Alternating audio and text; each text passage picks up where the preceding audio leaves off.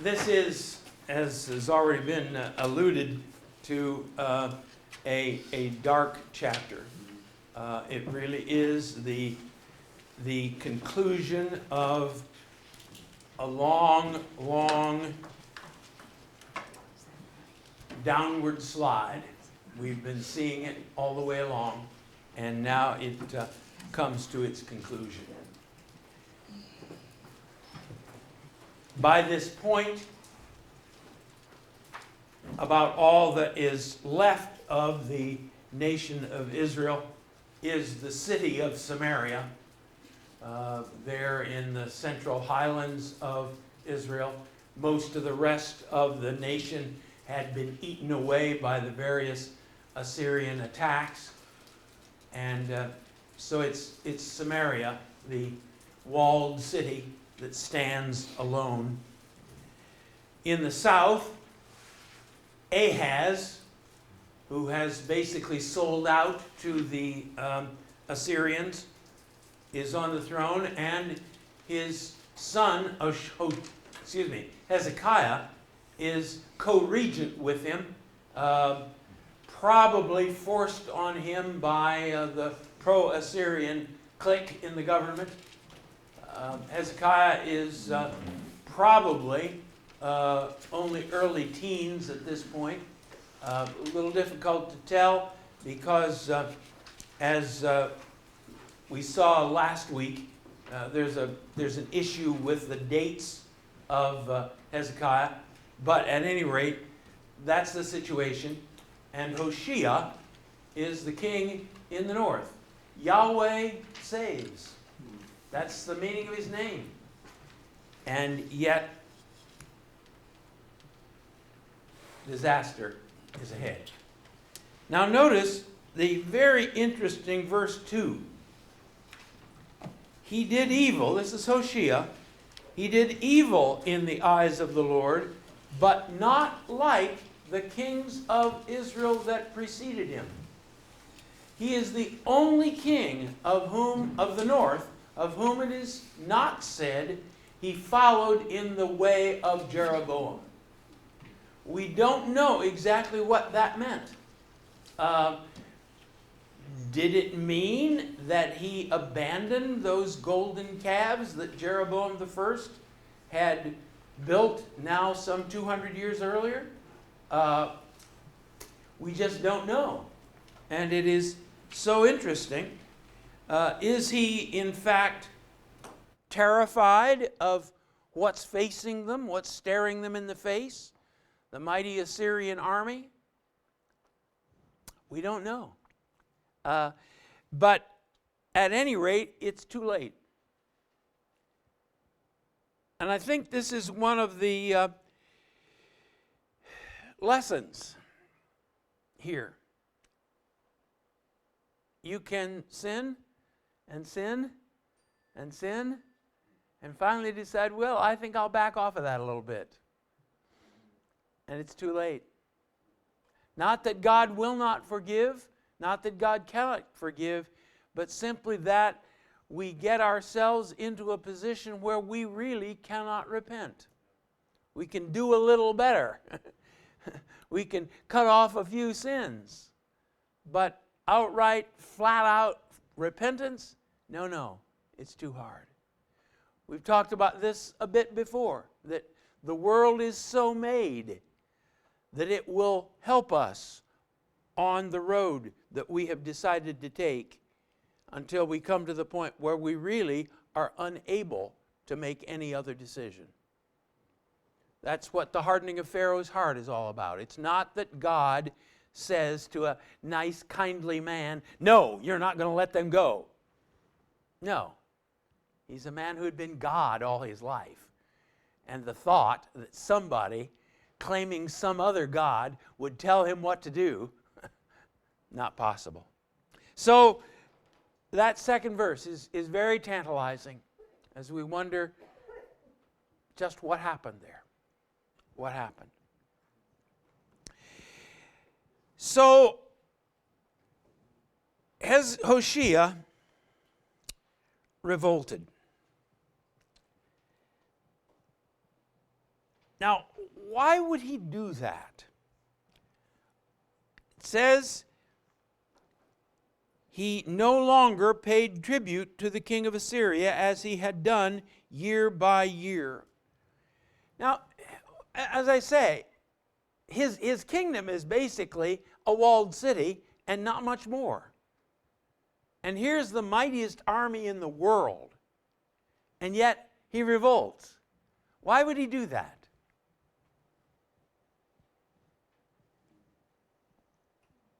I think he just reached a point of, I'm tired of being controlled by other people. It's human nature to reject submission. Yes, yes. It's human nature to reject submission, even when the alternative is destruction. Why is that? We say it's human nature. Why is it human nature? It's lower human nature, yes, yes.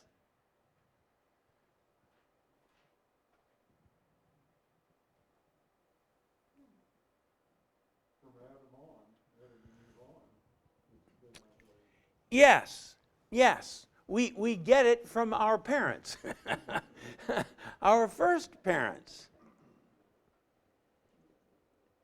Does it have some connection to not believing you can fully trust God? Absolutely. Absolutely. If I were to give my life completely to God and take my hands off my land, there's no telling what he'd do with me. He might send me to Kentucky or Africa or some other place. I mean, no, I only trust me. And I will have my way and nobody else's. At the very bottom line of humanity, there it stands. I belong to me, and I will have my way, and nobody is going to tell me what to do. Because we're afraid of God. We will not trust him. So rather than making a deal, rather than trying to find some way out, it's revolt. Now, the question that then emerges is, what about this? Our country was born in revolution. John Wesley wrote a very, very strong pamphlet condemning the American Revolution. What about this? Is all revolution wrong? If not, when isn't it? When is mine? Nancy? We really had no choice but to revolutionize, or whatever we call it, because in Europe and around almost the whole world, the Christians were being persecuted. And so, in order to not have that happen here, they had to say, no, we can't go there. Okay. Because that's why they came here in the first place, to be free from that. Okay, okay. If there is a religious reason, if there's religious justification. Okay? I think they had tried multiple alternatives before it came to revolution. Okay. And that certainly can be argued, that indeed they did try to find some middle road, and Parliament and George's cabinet refused a middle road. Perhaps for religious reasons, perhaps as a last resort. Because the Jews came with them, with the Christians, and they were being persecuted Mm-hmm. I don't think there's an easy answer to this question. You don't see Jesus leading a revolt. And in fact, because he wouldn't lead a revolt is why he got killed. So I simply throw this out for us to think about, because it is a continual issue of how we as Christians relate to the state. And what our obligations as Christians call us to. One thing is, when people think, and could be very well powerless, all they can do is riot and revolt. They have no other power. Okay, when people are powerless, they have no other option but to riot and revolt. Again, I kind of wonder about Jesus in that regard, who was powerless and allowed himself to be killed. He had a different mission. All right, he had a different mission. And there it is again, the whole question of how you relate the civil state to the Christian experience.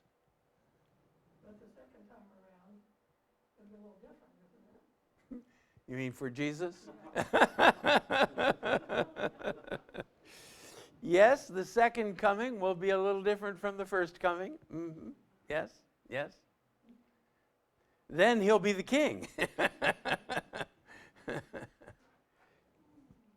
So I don't propose to have an answer here, but I think the whole issue of, we'll see it again in a few weeks when Zedekiah, the king of Judah, does the same thing against Jeremiah's strong insistence that he ought not to do this.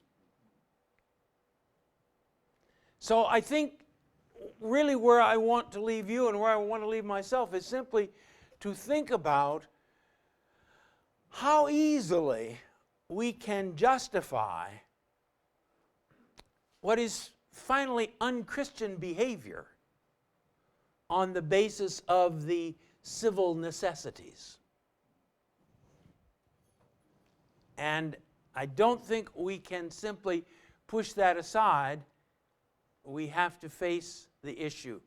So, for many in the Second World War, the decision was, am I going not to fight, or is the evil which is being propagated around the world so strong that I must, in the name of good?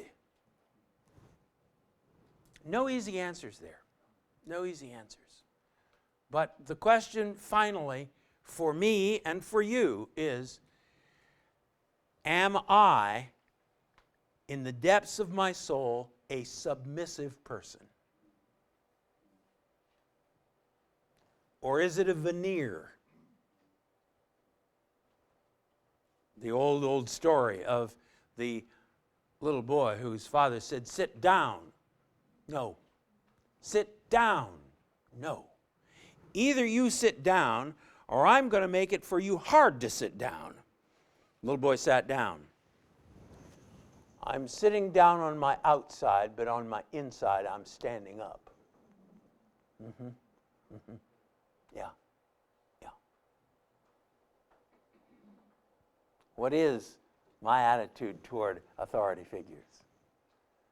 What is my attitude toward... And again, I'm suggesting we ought not to make a neat division. Oh, I'm submissive to Christ. It's just those people in Washington I'm not submissive to, because they're evil. Is it about submission or is it about humility? Because submission can mean you blindly do what you're told, but humility means that you will, first of all, give up your power, but in the same way, you will ask questions and maybe say things. And there may come a time when you have to say no. But, even Moses said no to God when they were arguing about him going in and speaking. He didn't want to. And God said, okay, I'll give you Aaron. I mean, showing that in that relationship, there was, some give and take there. And I'm not saying we need to sit there if God says something to me, I'm not going to do it. At least I hope I'm not.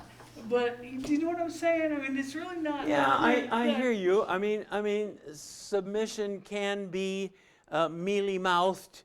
Well, I'm no good, and I don't have to do anything, and I can't help it. And I'm not talking about that.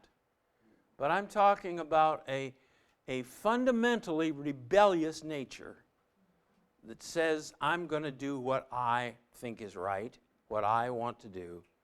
And I'm simply saying to us, I need, and I dare to think you might need, to constantly ask ourselves, am I truly, and I think it comes back, am I truly trusting God? John, Or do I have my fingers crossed all the time? Mark? how does Romans 12 play into this? And let's see, how do I phrase this?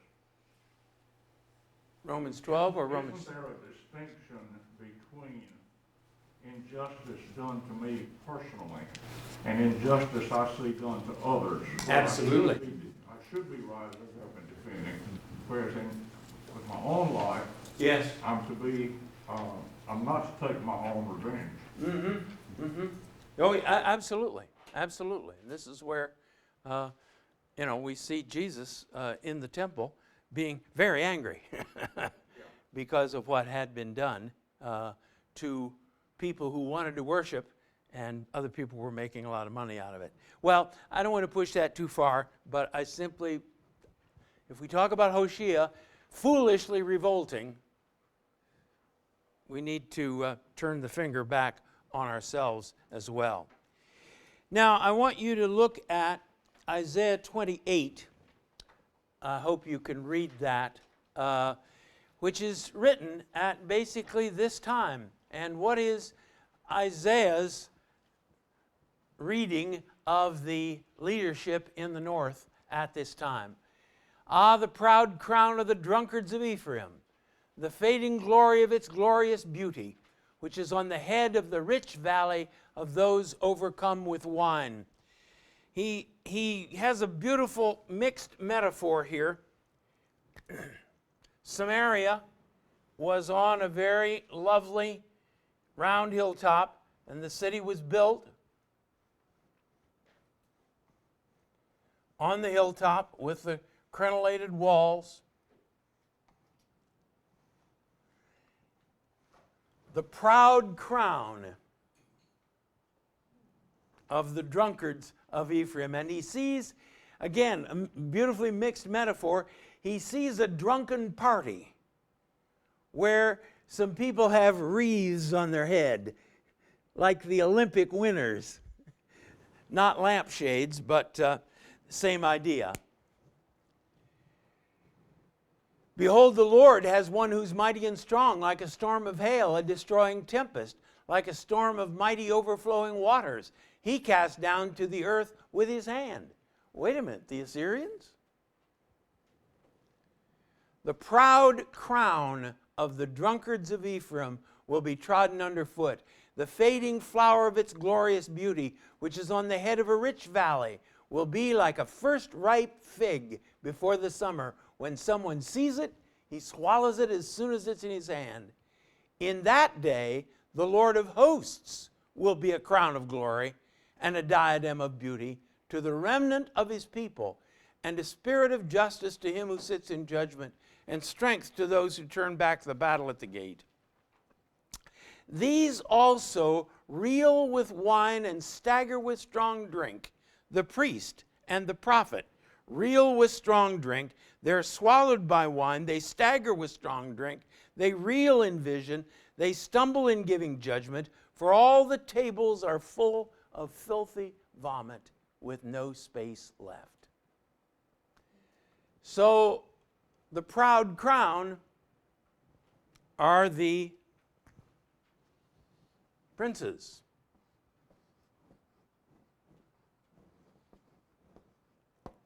And then there are the priests. And then there are the prophets. And how does Isaiah lump them all together? What are they? What's the repeated word there? Drunk. Drunk. Their tables are full of vomit. They've got their broken, dried out wreaths on their heads. So what's he describing? Now, very probably, it was like Berlin in the winter of 1945, when there were huge, huge orgies. When they figured, well, we better clean out this wine cellar before the Russians get here. So there may have been literal drunkenness, but what's Isaiah saying about them? What's their condition? A lack of judgment. Yes, yes. They're out of it. They're out of it.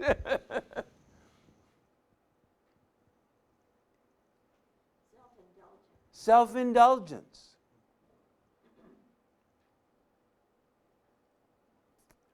They have no vision. They have no vision. Proud. This is what Isaiah sees from his perspective in the south. What's going on up there in Ephraim? Ephraim is the major tribe in the northern kingdom. So that in this kind of a situation where leadership is desperately needed on all three levels, there is instead drunkenness. Now, my question is, what is the relationship between physical drunkenness and spiritual drunkenness? We've already touched on several of these characteristics, haven't we? I would like to hear how you would describe your idea of spiritual drunkenness. It is, number one, this inability to make correct judgments. It is, secondly, a focus entirely on one's own enjoyment.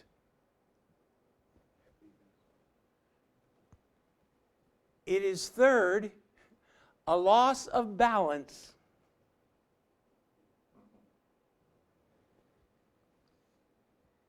It is, fourth, blindness to reality. Blindness to what? Reality.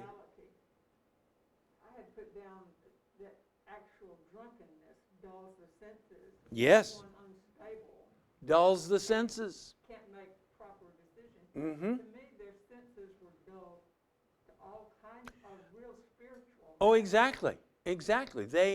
They had for years blinded themselves to the truth of God. And the result is they stagger. And so the line goes on, what am I going to do with them? I'm going to have to start over with them in the first grade.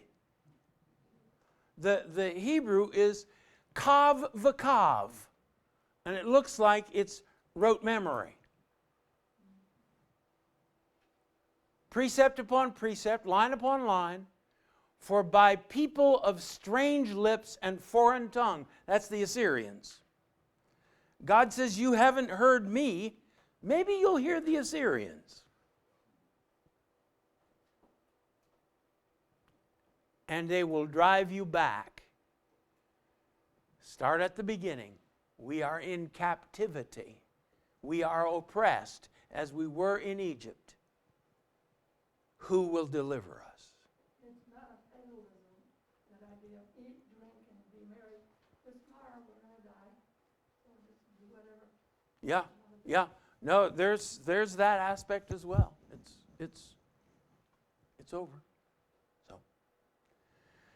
So the question is for you and me, awake, though him who sleepest. Awake to see what is reality and to see the condition of our own souls and be able then to walk the straight line, which the drunk can never do.